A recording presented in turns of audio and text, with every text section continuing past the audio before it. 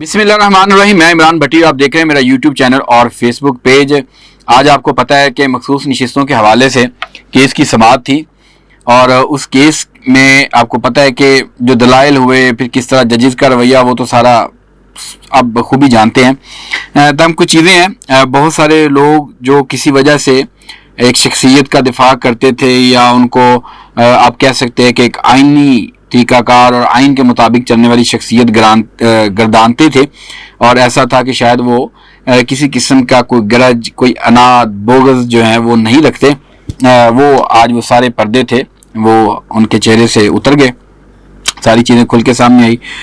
इसको थोड़ा सा गुफ्तगू का मरकज़ बनाएंगे और उसके बाद आपको पता है कि जो ऑपरेशन अज़्म इस्तेहकाम है, इसको लेके बहुत सारे तहफ़्फ़ुज़ात जो तहरीक इंसाफ शो कर रही है, सिर्फ तहरीक इंसाफ ही नहीं और भी जमातें जो हैं इस वक्त मैदान में आ गई हैं और हुकूमत को इस ऑपरेशन अज़्म इस्तेहकाम से पीछे हटना पड़ा। ये मैं आपको बता रहा हूँ। इसकी वजह क्या है, इसकी क्या वजूहात हैं, वो डिस्कस करेंगे। और उसके बाद आपको पता है कि बहुत सारे तहरीक इंसाफ के ऐसे रहनुमा हैं जो इस वक्त वापस आना चाहते हैं। उनकी कोशिश है कि जो पार्टी है उनको वापस ले ले, ताहम उनकी जो वापसी है वो इमरान खान की मंजूरी से मशरूत है, कि यानी कि जब तक इमरान खान उनकी मंजूरी नहीं देंगे या इमरान खान नहीं चाहेंगे तब तक जो है कोई भी लीडर जो है या कोई भी रहनुमा है वो तहरीक इंसाफ में वापस नहीं आ सकता। ताहम बहुत सारे ऐसे लीडरशिप जो है, जो साबका लीडरशिप है पीटीआई की इस वक्त, जो उन्होंने पार्टी छोड़ दी थी या लाताल्की का ऐलान कर दिया, सियासत से लाताल्की का ऐलान किया, वो उनमें अब बहुत से ऐसे चेहरे हैं, बहुत से ऐसे अनासिर हैं जो महवे गुफ्तगू कर रहे हैं और अपना बयानिया रख रहे हैं, पीटीआई को वो सपोर्ट कर रहे हैं। उनको गुफ्तगू का मरकज़ बनाएंगे। और आज एक बड़ी अहम डेवलपमेंट, बड़ी अहम स्टेटमेंट जो है वो आई है कि इसी तरह एक लीडर से जो साहब का पीटीआई रहनुमा है, उसकी गुफ्तगू को डिस्कस करेंगे।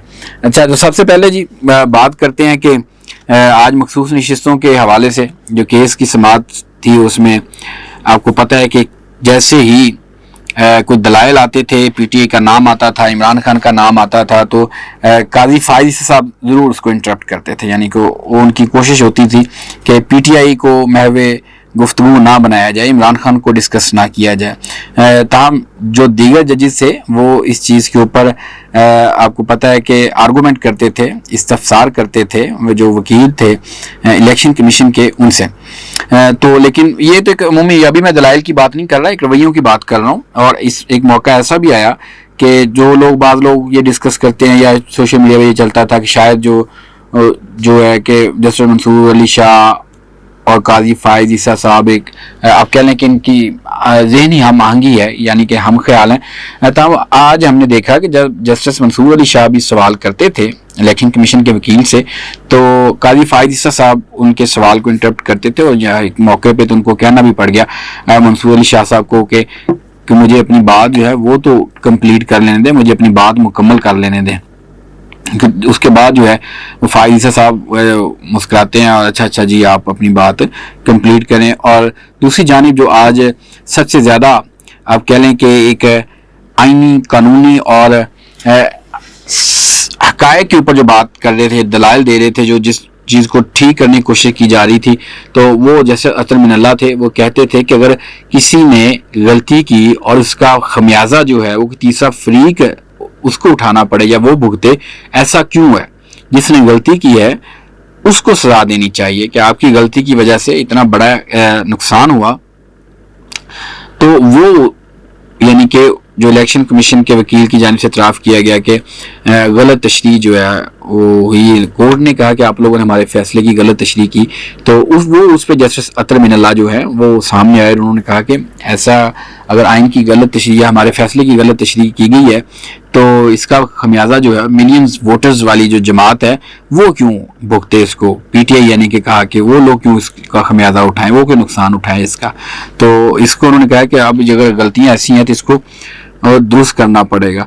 तो बहुत सारे सवालात ऐसे हुए जिसमें जो वकील थे इलेक्शन कमीशन के वो लाजवाब हुए, यानी कि उनके पास कोई जवाब नहीं था। जब जजेस ने सवालात की बौछार की, उनसे सवालात पूछे, तो फिर जो है वो उन्होंने क्या कि माय लॉर्ड काजी फाइज़ साहब को कि माय लॉर्ड मदद हेल्प करें मेरी, تو پھر آپ کو پتا مائی لارڈ اسی وقت میدان میں آ جاتے ہیں اور مائی لارڈ جو ہیں وہ ان کو ایک پوائنٹس یا ان کی سپورٹ کرتے ہیں, لقمہ دیتے ہیں کہ یہ پوائنٹ, یا بات چھوڑیں, آپ کو پتا ہے بہت سارے معاملات ایسے ہیں کہ ہم لوگ باؤنڈ ہیں, چیزوں کو دیکھتے ہیں, ڈر بھی لگتا ہے کہ جس طرح کا ماحول ہے تو انہیں دانت نہ ہو جائے, تو انہیں چیف جسٹس نہ ہو جائے.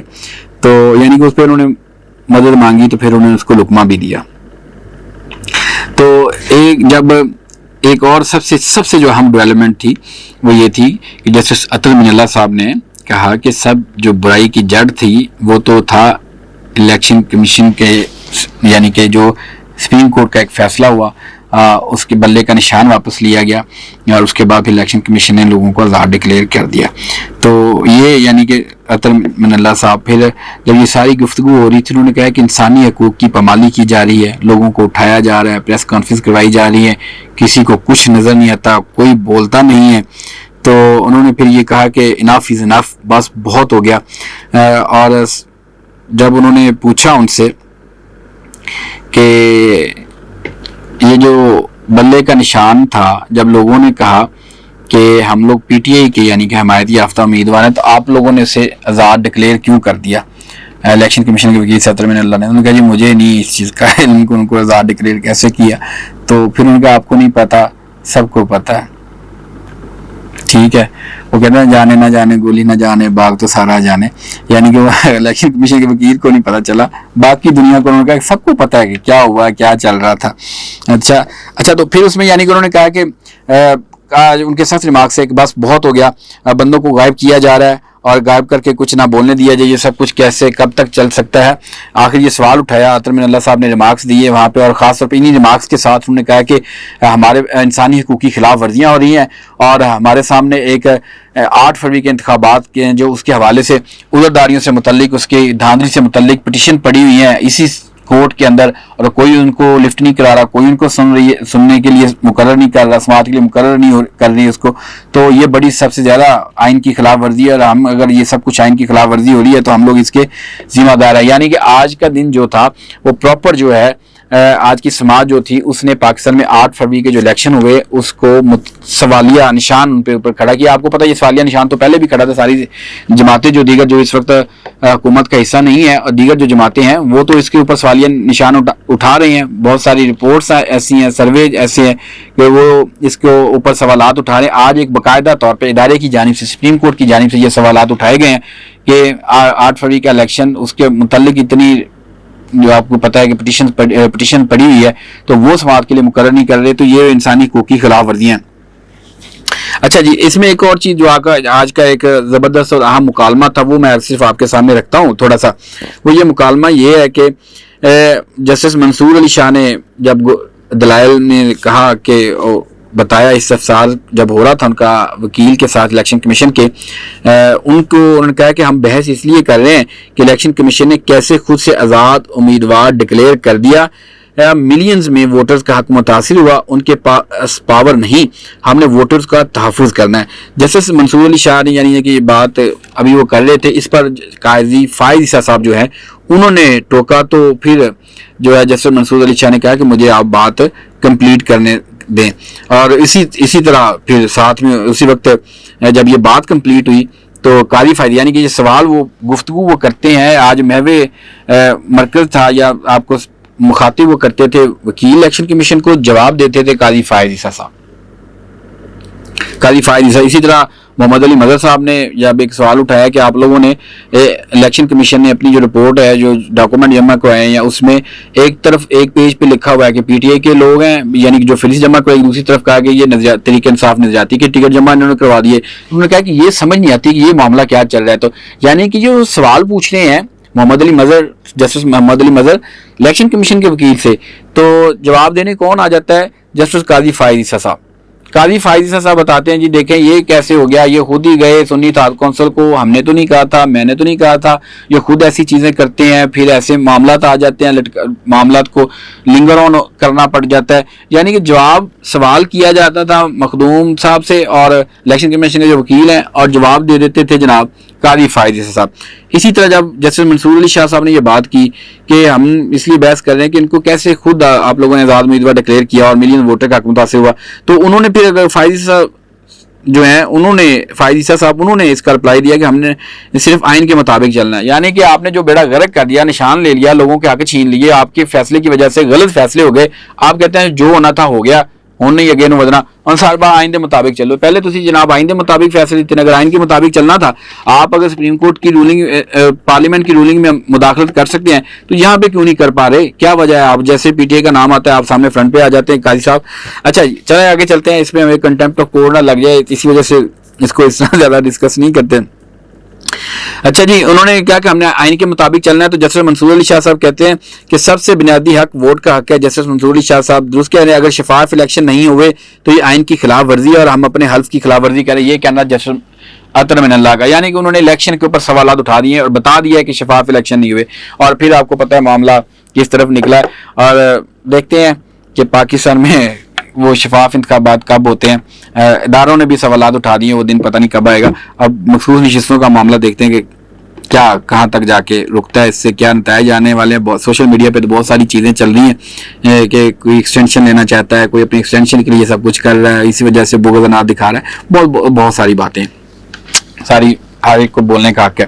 اچھا یہ تھی آج کی گفتگو تھوڑی سی جس کو ہم نے ایلیبوریٹ کیا. اچھا جی آگے چلتے ہیں. جی آگے ہے جی سب سے بڑی بات آپریشن عزم استحکام. عزم استحکام آپریشن کو لے کے جو ہے جی نہ صرف پی ٹی آئی تو کنسرن شو کر رہی ہے کہ کے پی کے میں ان کی گورنمنٹ اور کے پی کے میں یہ شروع کرنا چاہتے ہیں. اس کے بعد جو ہے جمعیت علماء اسلام وہ میدان میں آ چکی ہے. صرف جمعیت علماء اسلام نہیں, اس کے ساتھ ساتھ جو ہے وہ تحریک لبیک پاکستان بھی میدان میں آ گئی ہے, انہوں نے بھی اس کی مخالفت کر دی ہے. اس کے بعد جو ہے جماعت اسلامی انہوں نے بھی اس کی مخالفت کر دی ہے. پی ٹی آئی پہلے مخالف ہے, جمعیت علماء اسلام پہلے اس کی مخالف ہے. جب اتنا پریشر آیا اس کے بعد پھر ہم نے دیکھا کہ گورنمنٹ کو مجبوراً ایک سٹانس بدلنا پڑا. انہوں نے کہا جی یہ آپریشن نہیں ہے. گورنمنٹ کہہ رہی ہے کہ یہ آپریشن نہیں ہے, یہ کسی قسم کا ملٹری آپریشن نہیں ہے, یہ تو ایک ہم لوگ ایک کہہ لیں کہ ہم ایک شروع کر رہے ہیں, ایک موومنٹ شروع کر رہے ہیں کہ ملک میں استحکام لایا جائے, تو اس عزم کا اظہار کر رہے ہیں, یہ آپریشن نہیں ہے. یعنی کہ گورنمنٹ کو فرنٹ فٹ پہ آنا پڑا اور گورنمنٹ نے آ کے باقاعدہ طور پہ اس سے ڈینائل دیا وزیر اعظم آفس کی جانب سے. تاہم دوسری جانب جو ہے خواجہ آصف انہوں نے آج پریس کانفرنس کی, انہوں نے اس چیز کو کہا کہ جی ایسے نہیں ہے, آپریشن عزم استحکام ہوگا, ہر حال میں ہوگا, ہر صورت میں ہوگا, کوئی کسی کو یعنی کوئی اپروول دے یا نہ دے. تاہم تحریک انصاف کی جو لیڈرشپ ہے وہ اس چیز پہ اب انہوں نے اتفاق کیا ہے. مولانا فضل الرحمان نے بھی اور دیگر جماعتیں پلیٹ فارم پہ اکٹھی ہو رہی ہیں کہ جو مرضی ہو جائے ملک میں اس طرح کا جو آپریشن ہے وہ نہیں ہونا چاہیے, اور اس کی مخالفت کی جا رہی ہے خاص طور پہ کے پی کے گورنمنٹ کی جانب سے, کے پی کے لوگوں کی جانب سے. اور کے پی کے گورنمنٹ جو کے پی کے لوگ ہیں انہوں نے ایک گرینڈ جرگہ بھی بنایا ہے, اور جس جرگے میں وہ اپنا اس آپریشن کے حوالے سے اپنا چیزیں جو ہے وہ طے کرنے جا رہے ہیں. اس کے بعد وہ پارلیمنٹیرین جو ہیں ان کو سپورٹ کیا جائیں گی وہ سفارشات, اور وہاں بھیجی جائیں گی. یہ یعنی کہ آپریشن عزم استحکام عمومی طور پر جو ہے اس کو جو اسٹیک ہولڈر ہیں مین جماعتیں ہیں وہ اس کو مسترد کر چکی ہیں. تو اب دیکھتے ہیں حکومت اس پہ کیا سٹانس لیتی ہے, اس کو نافذ العمل کرتی ہے, اس کو شروع کرتی ہے, یا باقاعدہ بیٹھ کے گفتگو کرتی ہے. اور بہتر یہی ہے کہ جس طرح کی ملک کی صورتحال ہے اس کو بیٹھ کے ڈسکس کیا جائے, معاملات کو ٹیبل ٹاک کے ذریعے حل کیا جائے, تو اسی میں ہی ملک کی بقا استحکام ہے اور ساری چیزیں. اچھا جی اس کے بعد ایک اور ڈیولپمنٹ ہے کہ جی فواد چودھری صاحب, آپ کو پتہ ہے کہ پاکستان تحریک انصاف کے بہت سی لیڈرشپ جو ہے اس وقت واپس آنا چاہتی ہے, کوشش کر رہی ہیں کسی طریقے سے وہ واپس آئیں. آج انہوں نے بڑی کھل کے باتیں کی ہیں. گزشتہ روز جو ہے چودھری پریز لائی صاحب ہیں انہوں نے گفتگو کی تھی, وہ میدان میں آئے ہیں. چیزیں بہت ساری اب بدلنے جا رہی ہیں, بہت کچھ ہے جو آپ بہت چند دنوں میں آپ کے سامنے ہوگا کہ جس طرح چودھری پریز لائی صاحب آئے انہوں نے گفتگو کی, اور انہوں نے کہا کہ بیرک میں جب میں تھا ادھر ڈیالہ میں عمران خان کے ساتھ میری گفتگو ہوتی رہی ہے, اور وہ گفتگو ہے اس کا نتیجہ نکلے گا بہت جلد. عمران خان باہر آئیں گے, اقتدار ہے, انہوں نے کہا کہ پی ٹی اے کے پاس آئے گا, پی ٹی اے کے لوگ اقتدار میں ہوں گے. بہت سارے جو ایسے کہتے ہیں میرے ڈیل کی ہے, میں 1.25 سال جیل میں رہا ہوں, اس وقت میں نے نہیں کوئی ڈیل یا کی, تو اب میں کیوں کروں گا. اور محسن نقوی کا انہوں نے کہا کہ میرے رشتہ دار جو ہیں وہ اس طرح کی خبر پھیلا رہے ہیں. محسن نقوی کے بارے میں کہا کہ انہوں نے سب کچھ جو پی ٹی اے کے خلاف کروایا جا رہا ہے محسن نقوی صاحب ہیں.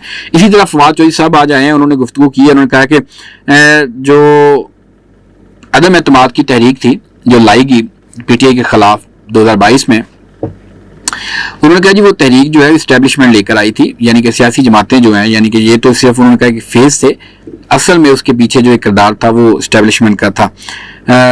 اور اسی کی وجہ سے ساری جو معاملات کنٹرول کیے گئے اور ان لوگوں کو یہ بینیفیشریز ہیں، ان کو انہوں نے بینیفیشریز کیا گیا. انہوں نے کہا کہ جو الیکشن ہیں 8 فروری کے یہ اس کا مینڈیٹ چوری کیا گیا. ججز کے ریمارک سے بھی انہوں نے کہا کہ بالکل ججز بھی مطمئن نہیں ہیں کہ جو 8 فروری کا الیکشن ہوا اس میں اس کی شفافیت کے حوالے سے. تو ایک چیز انہوں نے کہا کہ تحریک انصاف کا بدلہ لینے کے فیصلے پر عالمی سطح پر مذمت ہو رہی ہے. سیاست ایک بہتا دریا ہے، روزانہ حالات مختلف ہوتے ہیں. اور پھر ساتھ میں انہوں نے کہا کہ 8 فروری کا جو الیکشن ہے مخصوص نشستوں سے آگے چلا گیا، اب معاملہ 8 فروری کے الیکشن کھولیں، یعنی کہ ایک بڑی چیز ہے کہ مخصوص نشستوں والا جو معاملہ وہ پیچھے رہ گیا. اب جو بات چلے گی وہ اس الیکشن کے متنازع ہونے پہ چلے گی. اب کیس چلے گا الیکشن متنازع، اور اس میں انتخابی عذرداریاں، دھاندلی کیسز، سارے فارم 45 لے کے پی ٹی آئی کے لوگ بیٹھے ہوئے ہیں کہ ہمارے پاس ہیں لیکن جیتے ہم ہیں، دیکھ کسی اور کو دی ہے سیٹ، یہ یعنی کہ نوٹیفکیشن کسی اور کا جاری کر دیا گیا. تو اس پہ انہوں نے کہا کہ اب جو کٹا نیا کھلنے والا ہے، تو اب اس طرح جس طرح مخصوص نشستوں کے حوالے سے چیزیں سامنے آئی ہیں، اسی طرح 8 فروری کے الیکشن میں بھی سامنے آئیں گی.